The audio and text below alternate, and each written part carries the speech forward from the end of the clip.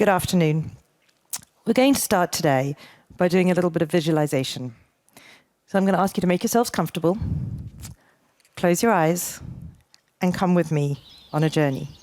Listen to the glorious bird song. Take a few deep breaths. Ready? Picture this. It's Saturday morning. You've just woken up, and perhaps you have a hangover from an outstanding Friday night. Or perhaps, like me, you're being poked in the eye by an enthusiastic child wanting breakfast. You open your eyes and start to think about the day ahead. You're going running this morning, you have to take the dog for a walk, the kids have a million different clubs, and you've got friends coming for dinner. Importantly, you know you need to go grocery shopping.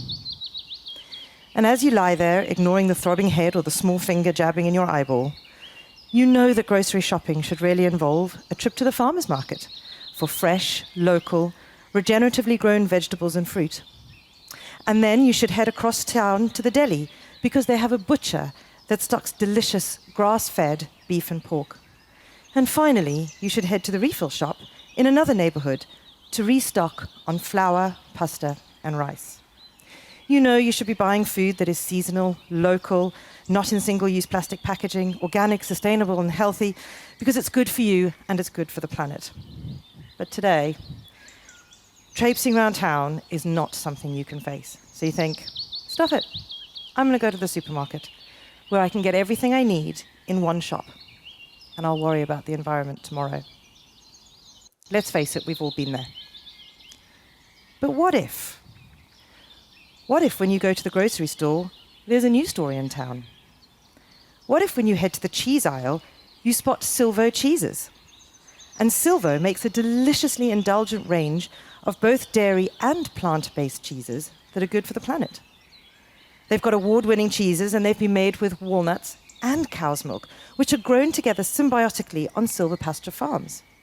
You love the sound of this, and the ideas of cows being managed amongst food-producing trees. So you pop a packet in your basket. You head off to the cereal aisle, as the kids are running low on their breakfast staple.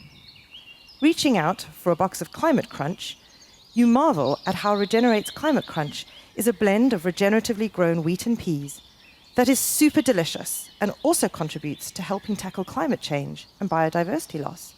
And best of all, the kids absolutely love it. A few more things to get, so you swing by the biscuit aisle. Last week, you discovered Sweet Up's range of cookies made with upcycled flour from the byproducts of the plant-based milk process.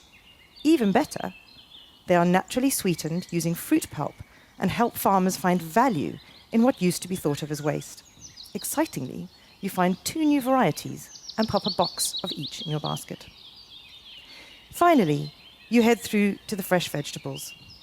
Grabbing a bag of down-to-earth potatoes, you are again struck by how far potato farming has come, and that these delicious, resilient potato varieties are in fact just like the potatoes of a few years back, only now grown in a way that reduces their carbon footprint and biodiversity impact. That should be supermarket shopping, where products that actively tackle climate change and biodiversity loss are widely available in grocery stores. And all the choices you were able to make were the result of a shift in the way that we think about what goes into our food products, where the growing and producing of food ingredients and products have been guided by the principles of a circular economy, where food manufacturers have embraced circular design for food to put nature at the heart of food design. This is circular design for food. Open your eyes and join me back in the room.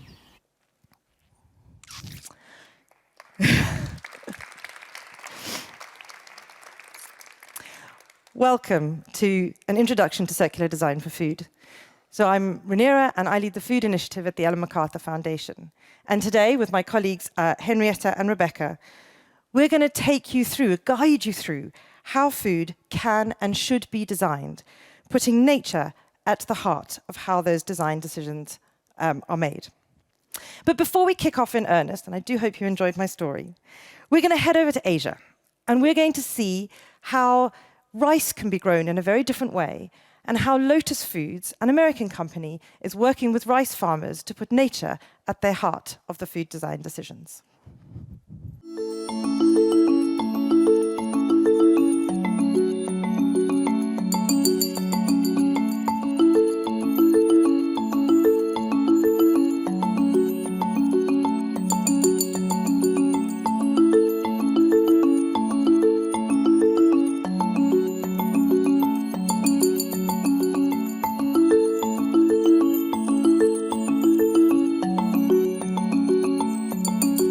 We really can't overstate the importance of rice. Over 1 billion people derive their livelihood from rice. It represents 20% of the caloric intake for the world's population. 1/4 to 1/3 of fresh water reserves is allocated to the growing of rice in flooded fields. And when water is flooding a field, it's creating microbes that are producing methane gas. 11 to 15% of man-made methane is a result of flooded rice fields. The economics for many smallholder farmers of rice is dire. Many of them are at the bottom of the pyramid and just can't make ends meet. Any conversation about a circular economy has to take into effect people in the field who are growing the food. Food will be a defining issue of the 21st century. The problem is onboarding another billion people on the planet. We need to grow more rice on less land. We have to be very, very careful how we produce rice, because with the usage of pesticide, chemical fertilizers, water depletion, yield is declining. Our soil is dying. The system of rice intensification is an agroecological way to grow rice that is regenerative in nature, getting bigger yields without proprietary seeds from multinational companies and the accompanying synthetic chemical fertilizers that go along with them.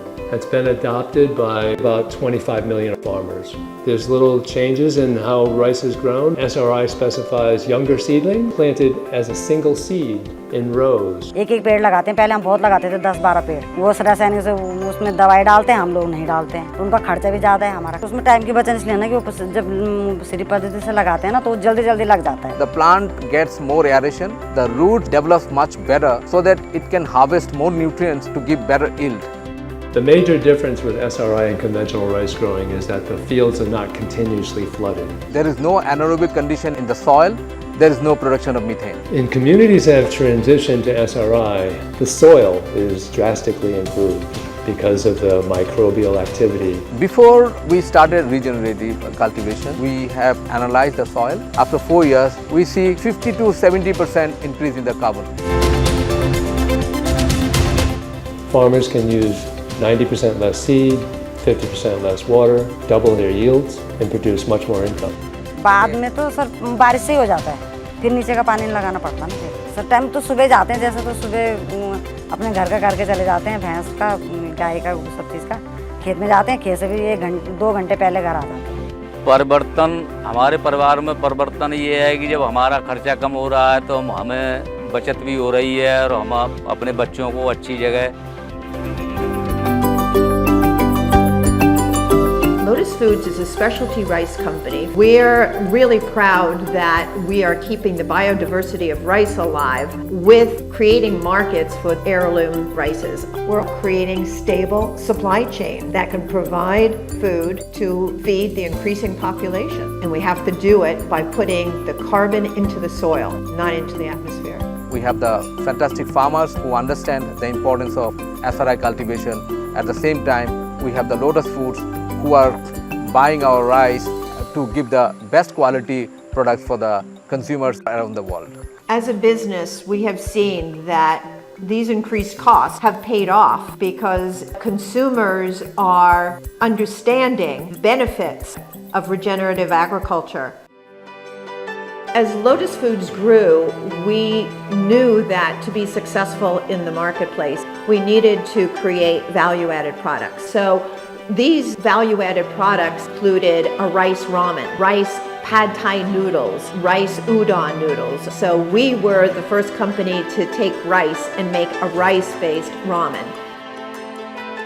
Organic SRI is inherently regenerative. We're talking about animal welfare, immunity, and people health. The reason why we wanted to be one of the first companies to have a regenerative organic certified rice so that we could show the world how important it was to grow rice, this amazing crop that feeds half the world's population, without greenhouse gas emissions, without lots of water. Actually, it's good for business. That's the bottom line. Businesses are in the business of creating wealth, but it's not just wealth for themselves anymore. And that's where SRI comes in. It benefits the farmer, it benefits the land, it benefits the community, it benefits the consumer who eats this more nutritious rice. It's wealth for all stakeholders.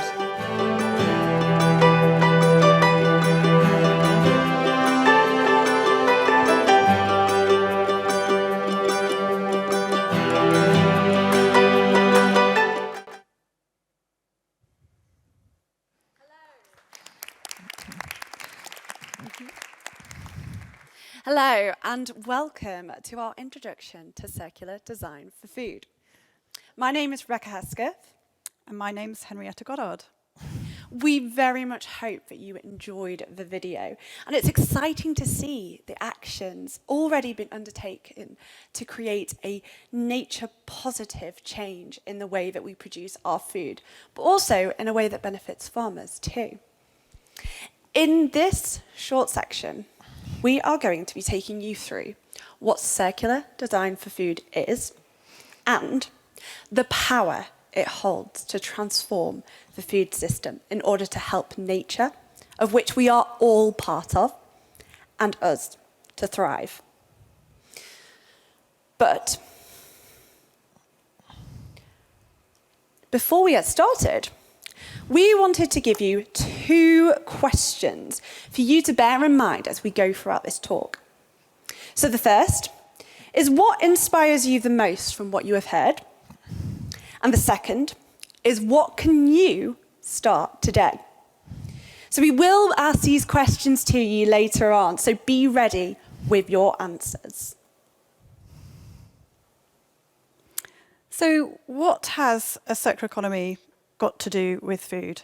So before we kick off this section in earnest, we'll go back to basics. So as you know, as you all very well know, we live in a very linear system today. So very crudely, we take finite resources, we make stuff, that includes food, we use that stuff, and very often we throw it away, wasting all the effort and the sweat and the tears and the money that went into making that stuff in the first place. Yesterday, in one of the talks, I heard it described as a doom and gloom loop, which I thought was rather good. This system includes how we produce and consume our food. And while we have to acknowledge that this model has sustained a growing population and it's brought economic development for some, it does have severe consequences on our natural environment, on our health, and on our economies. It's not sustainable in the long term. However, as you will all know, a circular economy is based on 3 principles: eliminate waste and pollution, circulate products and materials, and regenerate nature. It's design-led. Rather than creating things and fixing the problems later, if we use these principles in anything that we design, from clothes to food, from the outset, we can avoid creating issues later on, and perhaps even leave things better off, enabling businesses, people, and nature, again, as which we are all part of, and we do forget this, to thrive in the long term. And when applying these principles to food, we think about eliminating food loss and waste, circulating nutrients and upcycling ingredients, and of course, the way we produce our food, which is one of the most powerful ways in which we can regenerate nature. So talking of doom and gloom, we know that the food system globally is responsible for 1/3 of greenhouse gas emissions and 1/2 of human-induced pressures on biodiversity. But we can flip this on its head, and the food system can and must be a part of the solution. We also know that just the top 10 fast-moving consumer goods companies and retailers influence about 40% of agricultural land in the EU and the UK alone. Their sourcing power is huge, and therefore so is their impact on landscapes and the ecosystems in them. They have an opportunity to play a meaningful part in shifting our food system to one that helps nature thrive, and that also supports the livelihoods of current and future generations of farmers. But this opportunity is not just limited to large businesses. As we've heard in some of the other sessions, there needs to be a lot of us at the table. So it's big businesses, it's small businesses, it's policymakers, it's farmers, it's you and me in our day-to-day lives. We're all shaping the landscape in some way, and so have a role to play. But that statistic itself points to an area of our food system that can help create change at the scale that we need. However, we did do some research back in 2021, and that research that we conducted found that whilst 75% of food and agriculture businesses had made public commitments, only a handful had set out tangible plans to shift their entire value chains to a nature-positive food system. Indeed, of the 350 food and agriculture businesses that were assessed by the World Benchmarking Alliance at the time, very few were cited as having a holistic understanding of the role they can play in shifting the food system. But there is also an opportunity for businesses to raise the ambition further. Most commitments at the moment focus on finding single solutions to individual problems, such as solely shifting from industrially produced animal products to plant proteins, or via better sourcing alone. But how we design our food products needs to be part of the solution. So as Becca said, we have an opportunity or an imperative to raise our ambitions further by shifting our mindsets rather than bending nature to produce food. Like on the left hand of this beautiful image, food can be designed for nature to thrive. Shifting from conventional landscapes today, so I think this artwork is very pretty, but it's depicting monocrops and a very linear system on the left-hand side, and we're moving towards something much more diverse and helping nature thrive on the right-hand side. Today, we get 60% of our consumed calories from just 4 crops. Those are wheat, rice, corn, and potatoes. So it's no wonder that we see great fields of monocrops on the left-hand side. And since being part of the Big Food redesign work, I find that I can no longer travel across the countryside or walk my dog through the countryside or fly over the countryside and only think of how pretty it is. I also start to think and make that connection between food products and what we have in our fridges and what we have in our store cupboards and how they are shaping our landscapes. The products that we consume and the ingredients that go into them shape our landscapes and impact the ecosystems in them. You may not think it, but all our food is designed. From the pasta you had for dinner last week to the cheese sandwich you had in the office the other day, food designers have a product concept in mind when they create these products. Food design shapes what is eaten, which ingredients are grown, how they are produced, how they're delivered, so how they're packaged. The decisions made here radiate throughout the system. Decisions on how it will taste, how it will look, how it will smell, how it will feel, how good it is for us, but also how good it is for nature. Some businesses are already recognizing the role that food design has to play in positive food system transformation.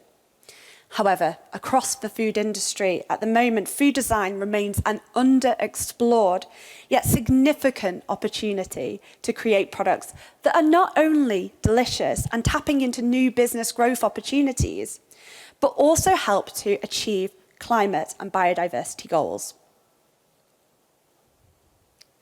So what if we went beyond food design in our business as usual linear way?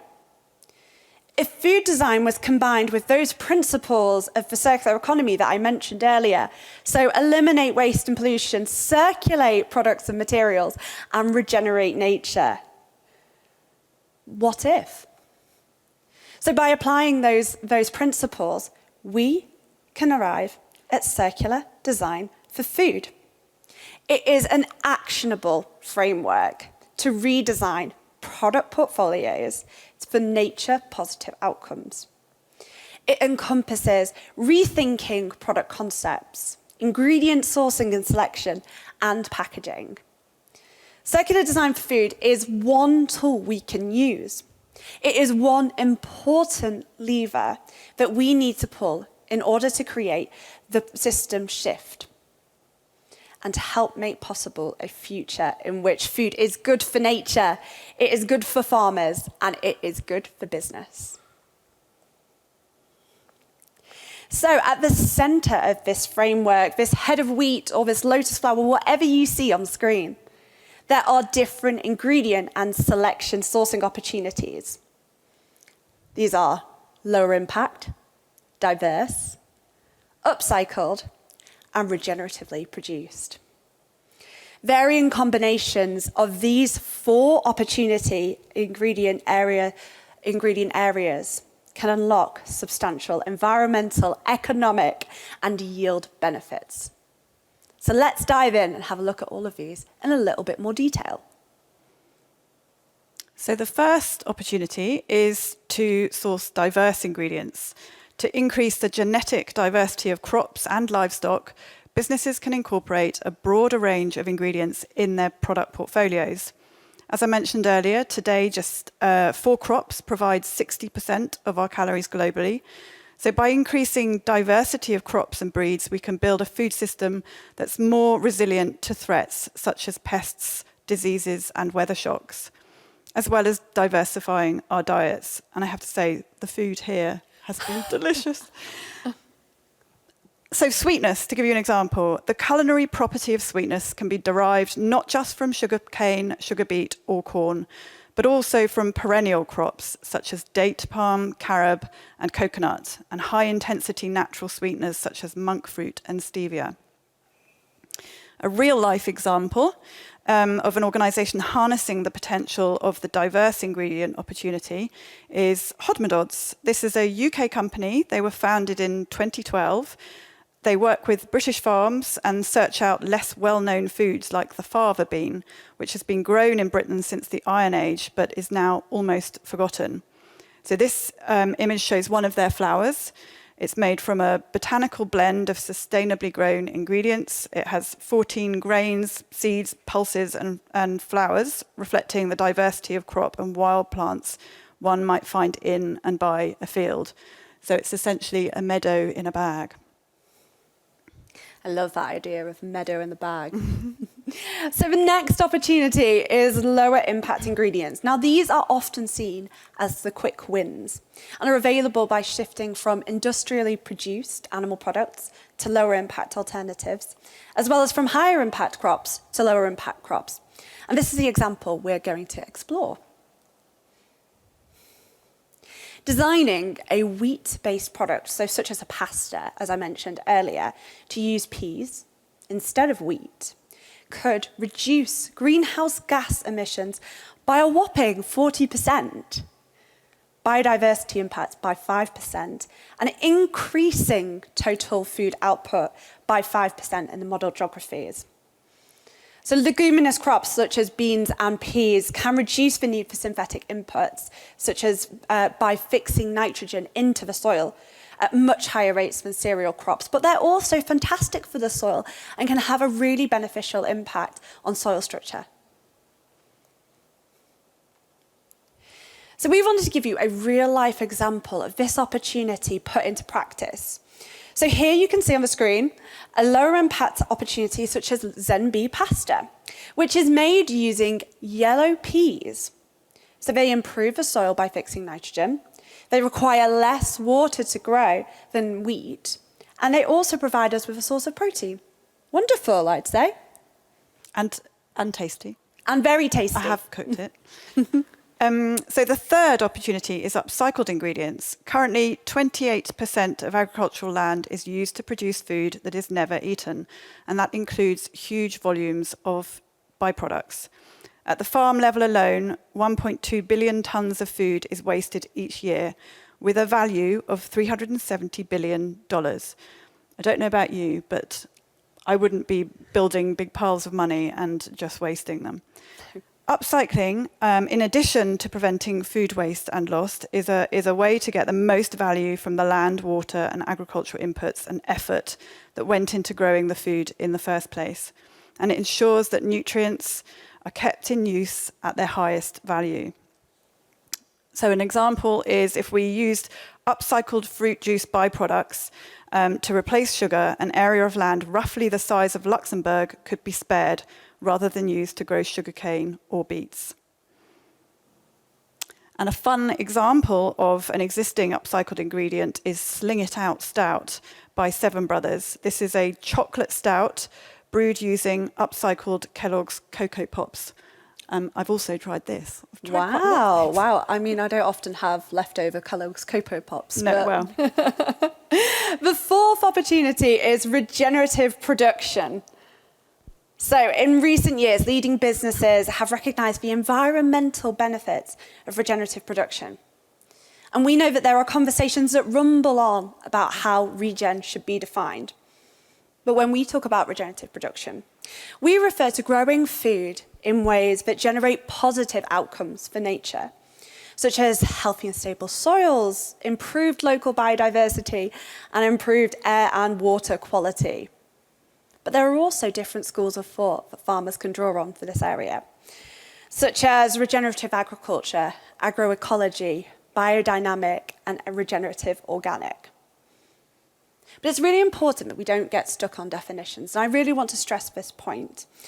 We would rather focus on outcomes needed for different contexts, as we know there is no one-size-fits-all approach, and practices used need to be appropriate for the local context.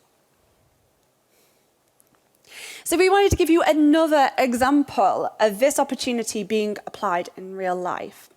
So I'd like to introduce you to Tamalu Farm in Kenya. They use an agroforestry system, which is where trees and crops are grown on the same area of land. They're producing food, as well as enhancing biodiversity and building soil health. Using this approach, farmers can produce a portfolio of ingredients, so not just one ingredient off a patch of land, but multiple different ingredients, all coming off the same piece of land. And so that farmer is also not reliant on just one enterprise, but instead has the resilience of multiple enterprises. And apparently, now I don't know if you know this, Henrietta, but this farm took only 2 years to get to this stage. And it is really interesting when you compare what you're seeing in the middle to the other fields around it. So we can see monocropping, we can see undiverse fields which surround this area of diversity. And this is what I want to stress, because this farm is going beyond simply introducing in regenerative production to its ingredients. It's also creating a diversity of ingredients from that one farm. So we have seen that this is possible. But what are the benefits? When we did our modelling, we saw that from better sourcing of current ingredients, we can see reductions in both greenhouse gas emissions and biodiversity loss, and, importantly, increased yields and profitability for the farmers in the modelled geographies when you compare this to business as usual. So more number crunching and bar charts. We're getting very, very nerdy. We modelled wheat, dairy and potatoes in the EU and the UK, and we looked at what the farm level impacts would be if you apply different food ingredient, different food design opportunities to the creation of food products. So for the wheat product, we looked at a box of cereal. For the dairy products, we looked at a carton of milky drink. And for potatoes, it was a bag of fresh potatoes.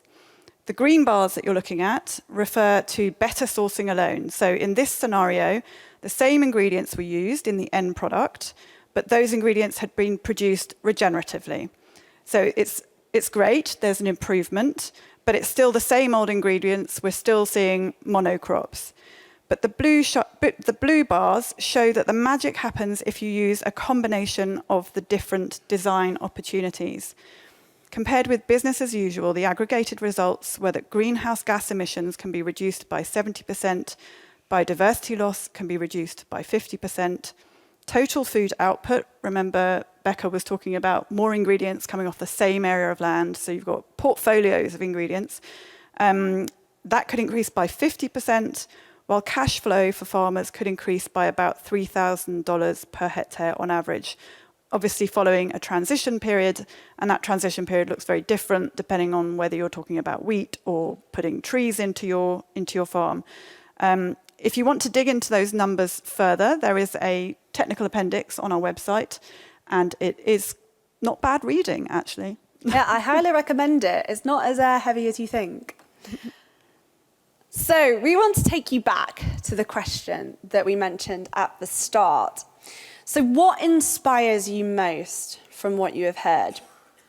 So this section is going to take a little bit of participation. We want you to turn to your neighbour, and we're going to give you a few minutes, so just a couple of minutes to say hi, introduce yourself, and say what inspires you the most. And then we will go back to the presentation. So your couple of minutes start now.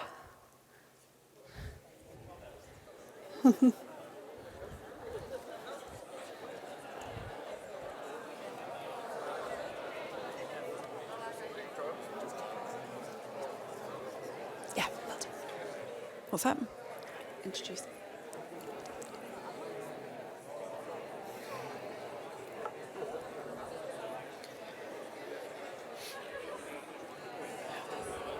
How are we doing for time?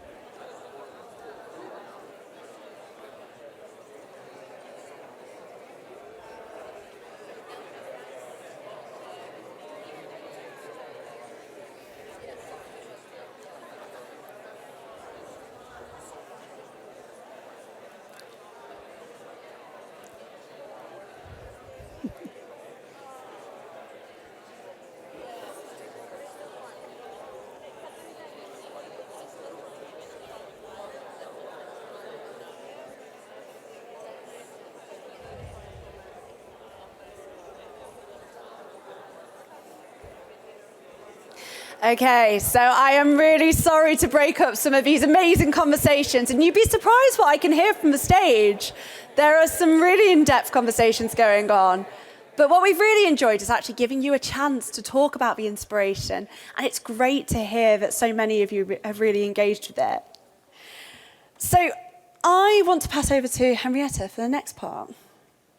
So hopefully we are starting to make that connection between how food products are designed and what then happens at the landscape level. We're really going to labour this point. By applying the circular design for food framework, food businesses can evolve their ingredient portfolios, and products, existing products can be renovated and new products can be developed. Companies' significant sourcing power signal a new demand for what is grown and how. Ingredients grown on the land will become more diverse and increasingly grown regeneratively, reshaping our landscapes and the ecosystems in them, and changing those dog walks and our train journeys as we go through the countryside and admire it. Design is so powerful. Food design is powerful. And guided by the principles of the circular economy, it offers food companies a way to play a meaningful role in helping nature and us as part of it to thrive. Now, to make this a reality, we have outlined 5 action areas in our Big Food Redesign report. And these are action areas in which businesses can start to act. So the first is creating ambitious, well-resourced action plans. So by putting in place product development strategies that combine those 4 circular design for food principles that we've just talked about, businesses can transform their ingredient portfolios. The second is creating a collaborative dynamic with farmers. Now, strong working relationships with farmers is at the heart of circular design for food. Because regenerative farm systems are established according to their context, there is no universal pathway for every farmer to follow. By designing with farmers, FMCGs, which is fast-moving consumer goods companies, for those of you who might not be familiar with the phrase, and retailers can embed evolving farm system realities into food design strategies over time. Oh. Sorry, I went on slide 1 too many there. The third, which is really exciting, is developing iconic products. So to get started and build momentum, which is what we all need in this area, we would like to help businesses to show what is possible through new products that bring circular design for food to life. We want to encourage businesses to create the space that designers need to experiment, to learn, to test new concepts with consumers, and to build a compelling business case. Now here we have an opportunity for you. One way in which you can do this is join our Big Food Redesign Challenge, which, if you were unlucky enough not to be in our session yesterday, we are going to touch on later on in this section, so please do listen in for that. The challenge aims to inspire the food industry to apply the principles of circular design for food, highlighting its potential to regenerate nature, and will showcase food products that are designed to help nature to thrive. The fourth area is common on-farm metrics and definitions. To design products that allow nature to thrive, new metrics and definitions are needed to determine areas, which include measuring farm-level impacts of product design decisions. For aligning with initiatives like the Global Farm Metric, businesses can play a key role in developing and applying such metrics and definitions, whilst also considering the local contexts. Now, the fifth and final area which we identified is policies. And as governments increasingly recognise the critical role that food plays, and food system transformation particularly plays, in helping to tackle climate change and biodiversity loss, businesses can help to accelerate policy development by advocating for measures that support circular design for food and nature-positive food system. So you've heard lots from us. Now we'd love to hear from you. We're going to attempt a word cloud, which means there's tech involved, which always makes me really nervous. So are you all ready? I hope you are. So it's time to get out your phones, go to the World Circular Economy Forum app on your phone, go to the homepage, or the front page as it's called, click on chats and polls, select the Winter Hall, and click Word Cloud. And we would love you to answer the question, what can you start today? You might be part of a business within the food industry. You might work in policy. You might not work in the food sector, but we all eat food. And this is an area in which we can all act. So what can you start today? It's brilliant to see some of these examples coming through, and it's working. Educate, love that. Yes. Yeah, myth-busting, intensive farming, working with farmers. Yes, we're Most definitely. big on working with farmers. I really like how Educate has come in so strongly. Yeah. Keep talking about the Big Food Redesign Challenge. Yes, definitely. Please do. And talking of working with farmers, Becca doesn't often admit this, but she is one. No, not often something I admit on the stage. But my other shoes are wellies, so brilliant. I love the fact that Educate is still in the middle of the screen and also promote as well. Yeah. This is great, and thank you so much for your participation so far. And it's great to hear all of these different ideas. Eating potatoes, yes, definitely. I mean, you will not know, but apparently there are 4,500 varieties of potatoes. So hopefully eating diverse potatoes, different varieties, that should be one of them too. Brilliant. Thank you so much for your participation. And it is great to hear of all of these different areas in which we can see that you're going to start making action today. It is time that we change our food system. And we can and we must redesign the food system in order to allow nature to thrive. So sadly, that is it from myself and Henrietta. Thank you so much for your participation so far. Hopefully you've had a chance to meet your neighbour and to think about your next actions too. But before we leave you, we want to leave you with some inspiration from Latin America and the amazing work that is being done out there. Please enjoy the video and the slice of inspiration that hopefully it brings you to help make the change that we need. Thank you.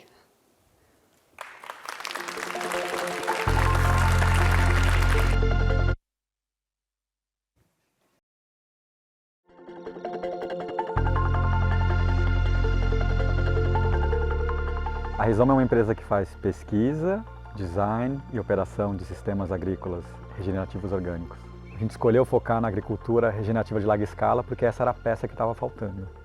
A gente vê princípios agroecológicos sendo usados na pequena escala, né, mas que não chegavam na grande escala. Assim como a gente também via muitas tecnologias que foram desenvolvidas na grande escala que não chegavam na pequena escala. Eu vejo a Rizoma Agro como uma ponte de tentar pegar o melhor desses dois mundos e criar uma nova síntese que seja produtiva e muito impactante do ponto de vista ambiental. As frutas a gente vende no mercado, a gente também processa e exporta. Os grãos a gente vende para empresas que comercializam feijão, aveia, então está na mesa dos consumidores.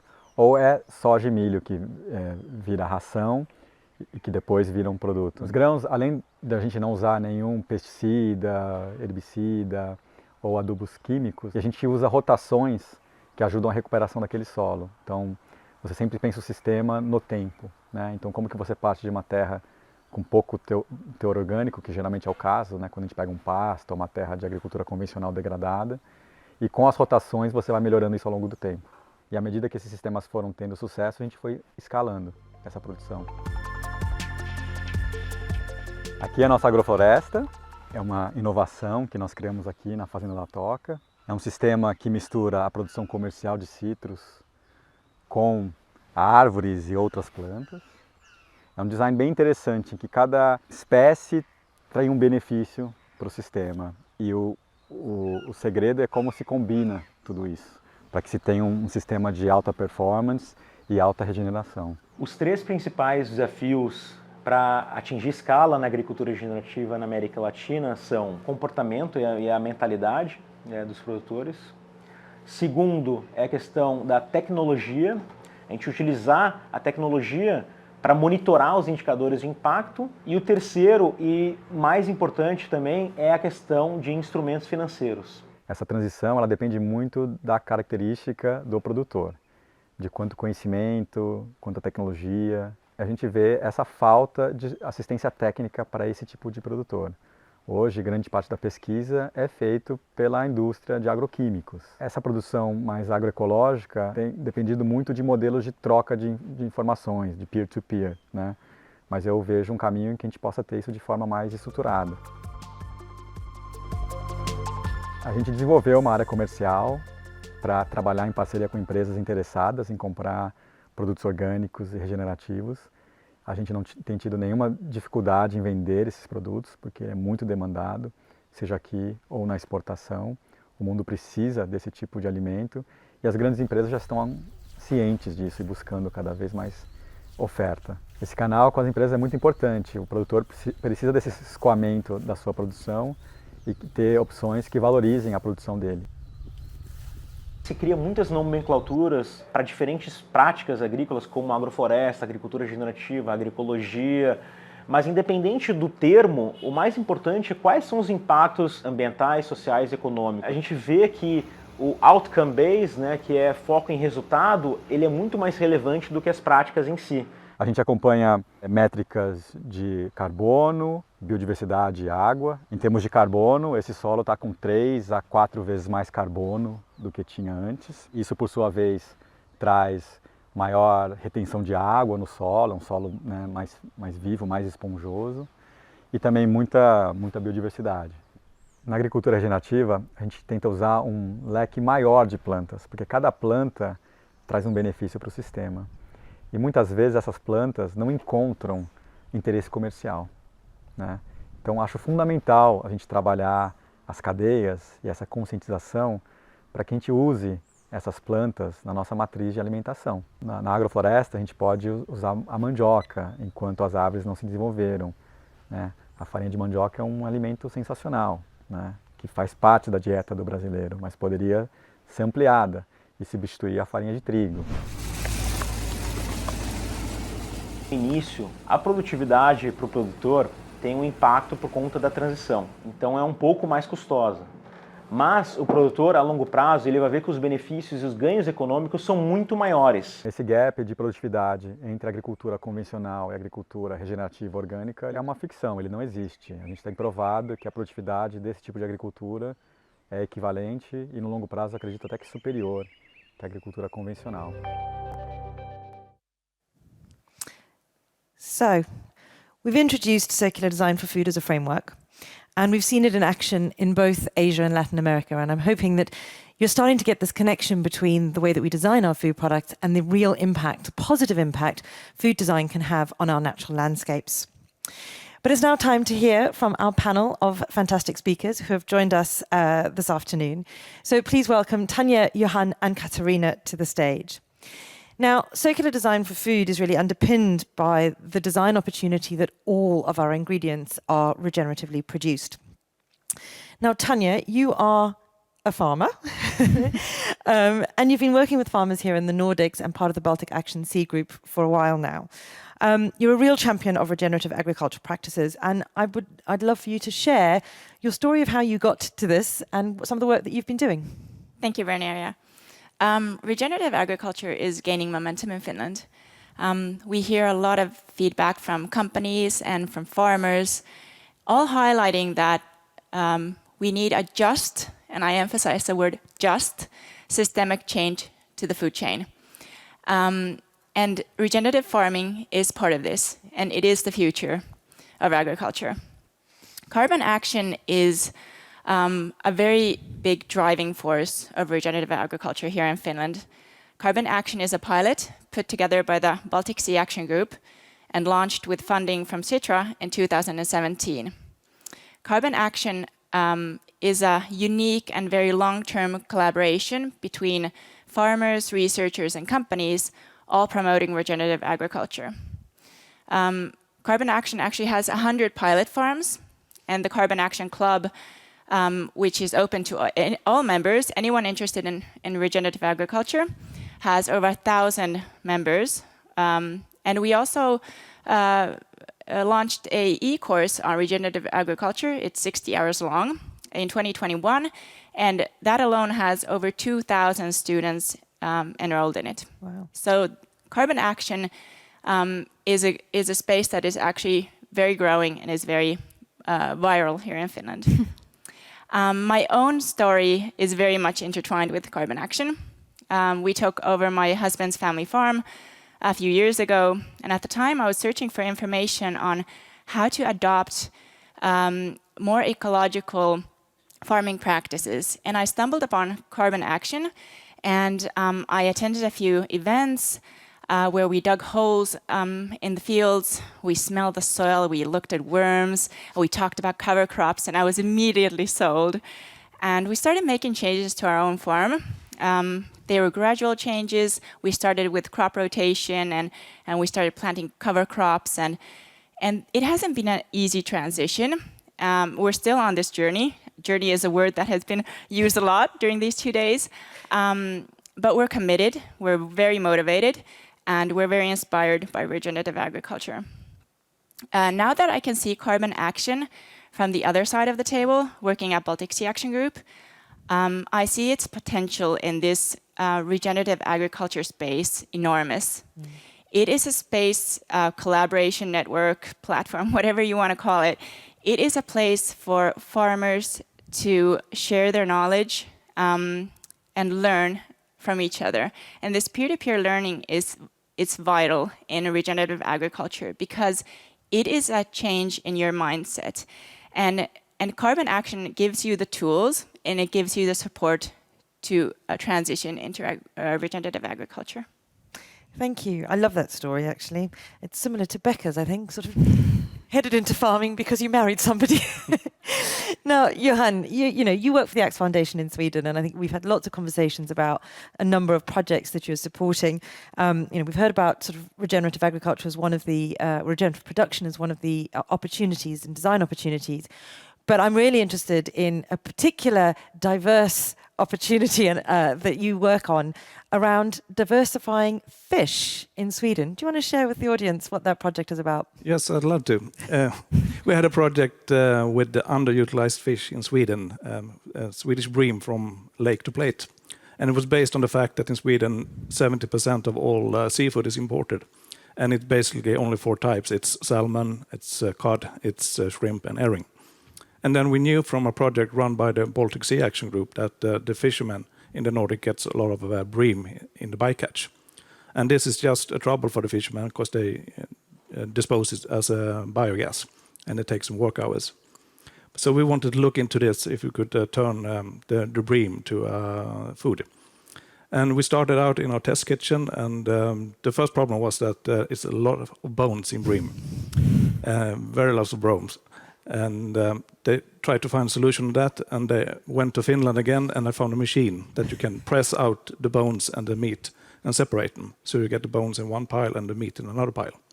And then they started in the kitchen to do some trials with this, but they were not really happy with the taste and the structure. And we had other projects with broad bean. Mm-hmm. So they made a 50-50 product with beans and minced bream. And then they got a fantastic product with really good taste and structure. But also you increased nutrition when you add the broad bean. Mm. And you get the price down. That's really important. And the end product was a fish cake, Asian-style fish cake. And we serve it now in schools in Sweden, and you can find it on the shelves in the soups and grocery stores. And also the fisherman, he get a fair price. He get the same fair price now for the bream as he do for pike. And we're supporting the small-scale fishermen. So to sum up, we created a really healthy and nutritious food, and with a very low carbon footprint as well. So compared to imported salmon, it's only 1/3 of the carbon footprint. I mean, I love that story, and I think it resonates with me, not only because you are diversifying what fish you are fishing in Swedish waters, but also because then you've added in the beans, so it's a lower impact ingredient, you're adding a legume into it. So for me, I think that really resonates as a fantastic example of how the circular design for food framework is being put into action, although that was done before the circular design for food framework was put into action. So I guess it's proof that our framework does work. But it's not the only cool project that you use. And, we talked when I was doing the visualization exercise about cookies that were made from the byproduct of the plant-based milk production system. Now, you have some of those cookies. Yeah. Tell me about those cookies. Yes, I actually have some here. So, and this is a really fun project that we just embarked upon. And it was a few of my colleagues. They went to oat drink production facility in southern Sweden, and they wanted to help them to make ice cream out of oat drink. And while they were there, they found out they had a really big problem with the residue products, the press rest. That's called okara. And there was 1 truck a day of this product at the facility. And the farmers come and collect it, but they have to pay to get it transported away. So my colleague was really interested if they can do something of it. So they took a sample of this and brought it back to their test kitchen outside Stockholm and started to make bread and cookies. And we actually had a proof of concept, and wow, this is great, we can do something more about this. So now we started a project with researchers to find out more about nutritious states, and we need to homogenize the okara. If we get it from different sites, it's very different structure on it. And we just got financing last week from a Swedish innovation program to continue this research. And it's very high in protein and fiber, and that's very important. And in Sweden, 7 out of 10 people, grown adult, don't get enough fiber. So we need to do a product that is huge in daily consumption. So we're doing cracker bread. And we want to continue to work with the schools and have this introduced in the school, but also in the elderly nursing homes, because the elderly also are undernourished in Sweden. So It's amazing, and I think you haven't talked about the fruit that goes into the middle of those. Because if I remember correctly, that's also using particularly local fruit, isn't it? Yes, the last batch we used wild plum, but in this batch they got in apple from also a press residue. And so they mixed in apple and they topped it with apple press residue. So and am I right in thinking that when you bake with that, you have to dry out the residue? And there's one solution going on now that you dry the okara, and then you can grind it and get a flour, and then you can bake it. But the first thing you do when you bake it, you add water again. So we want to set up a solution that where you can use the wet okara. And the problem is when you design the factory, that you only focus on the drink production, not your waste or the byproducts. But you should set up a pipe with this, taking care of the okara at the same time. Or maybe you have a line to a bakery next door. So that's what we want to focus in the program we're starting out now. I mean, I absolutely love that. And I know Rebecca and Hen do as well. When we wrote the Big Food Redesign report and we used a company to come up with future products, and here you are sitting having made something very similar, and it's really bringing our project to life. And I have some to go also if you want some. Oh, I will be taking some to go, I can assure you. But let's move over to the other side of the world and welcome Katarina from South Africa, representing the African Circular Economy Network. Now, we've talked about drying the product from the plant-based milk process, but of course you can dry anything and do all sorts of interesting things with drying food products. And you've been working with some companies in South Africa who are doing just that. Yeah, absolutely. So we have been working with Foodmaster SA and Earth Health. And maybe just to set the scenes, in South Africa we actually have a population that doesn't have enough access to food. So 20% of the population doesn't have access to food. There also is a lot of malnutrition happening. On the other hand, we have a country that is highly productive, right? We produce 30 million tons annually, but 10 million tons are actually being wasted as well. So you have shortcomings on both ends. And what the companies have actually seen is that you can dry pretty much what Reniera said, anything. So that's what they're doing. They're diverting the edible foods from the landfills. They wash them, they slice them up, and then they dry them. That not only prolongs the shelf life of the food, it also makes it accessible for a low-income community. But that business model didn't work quite, right? It was more of a social enterprise. And that's where actually the Branson Center of Innovation in South Africa came in. And they rethought that business model. So they created a secondary income stream. And that was creating health supplements. So they saw the health supplement and health food market as a new way of actually penetrating a new target group, which is middle to high income groups. So now you have two business models. One that is actually serving a low-income community and the other middle to high-income community. So you can actually divert more food, but you valorize it in another way. So it doesn't go to landfill or it doesn't become energy. And that way you actually feed back the nutrients into the circle. And remind me, the higher income piece is actually going into supplements? It's supplements, so it's nutrient powders and vitamins, and they're also being made available in supermarkets and retail stores. I mean, I find that fascinating when we don't often, I often forget that things that come out of the ground go into the supplements that we take and the protein shakes that we take. And I find it really fascinating that a company is using an upcycling opportunity to be able to valorize, and particularly being able to then kind of pay for the costs of doing a more social enterprise approach, which of course in Africa is really, really important. Yeah, and coming back to you just for a second, if people wanted to know more about the projects that you've been working on through the Axe Foundation, because I know that there are quite a few projects that kind of take on some of these different opportunities, where can they go? To our website, and I brought some of our progress reports, so please pick one if you are interested to read more about the projects. Brilliant. I think they're hiding on the edge of the stage there, and I've already stolen mine, so apologies if somebody misses out. Tanya, coming back, I'm going to come back to you. I think we've heard about some examples of diverse. We've heard about upcycled. In fact, we even squeezed in a lower impact, bringing in the legumes, and we've talked about regenerative production. But Rebecca and Henrietta were talking about the magic happens at landscape level when we bring that together. So how do you see this magic happening?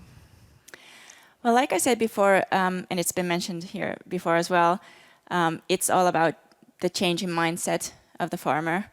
And once that change is made, it allows a farmer to see and approach his or her farm in a more holistic way. And that also allows a farmer to enjoy all the benefits of regenerative agriculture. And it's not only about increasing biodiversity, it's not only about better yields, it's about all of them together. It's the economic and the ecological, it's the community and the health benefits, all of them together. And as we've said, it's a continuous journey. It's continuous improvement.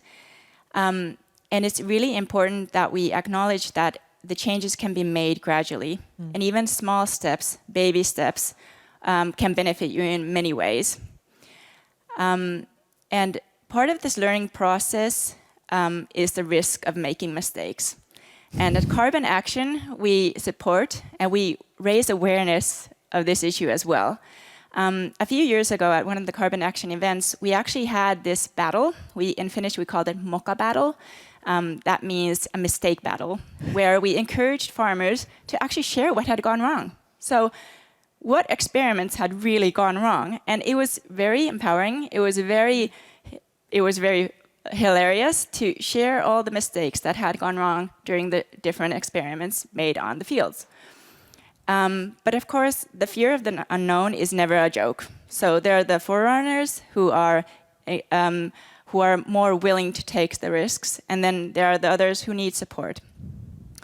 And sort of the changes in the mindset are never only about changes on the field. They're not only the decision making doesn't only cover practical farming methods.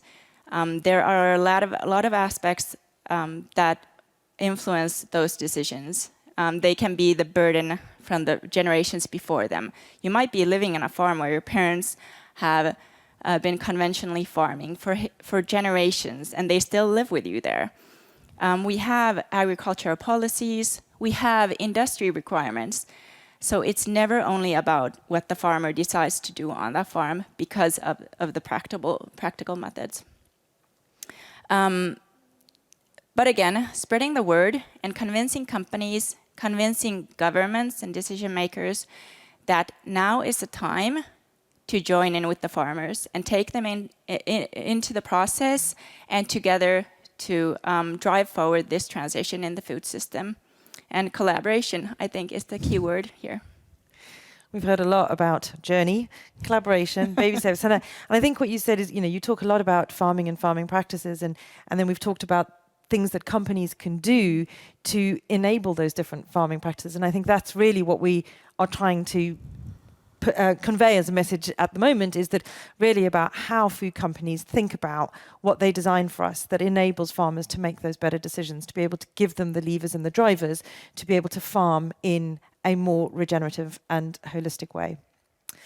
So thank you very much for joining me today up on stage. I've loved hearing about your stories, and there might be some cookies left if people want to come and try one after we finish them, but please do grab a report on your way out.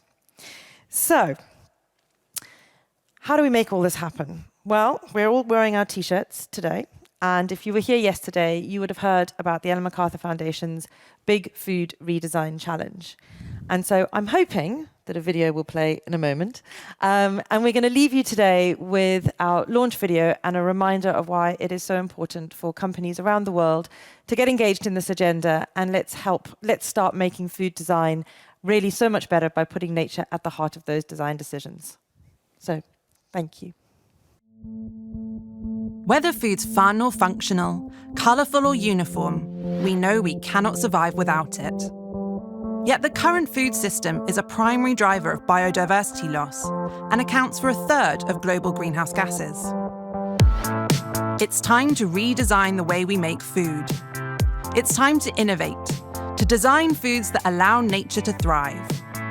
That's why the Ellen MacArthur Foundation and the Sustainable Food Trust are launching the Big Food Redesign Challenge. It aims to inspire the industry to produce food that regenerates nature. The challenge will uncover pathways that allow food businesses to successfully embrace circular design. And it will enable businesses to create space for designers to experiment and test new regenerative design concepts with consumers. The Big Food Redesign Challenge will celebrate and showcase food products created using circular design principles. Food. It gives us what we need to survive. Let's redesign it so nature can thrive. It's time. Join the challenge now.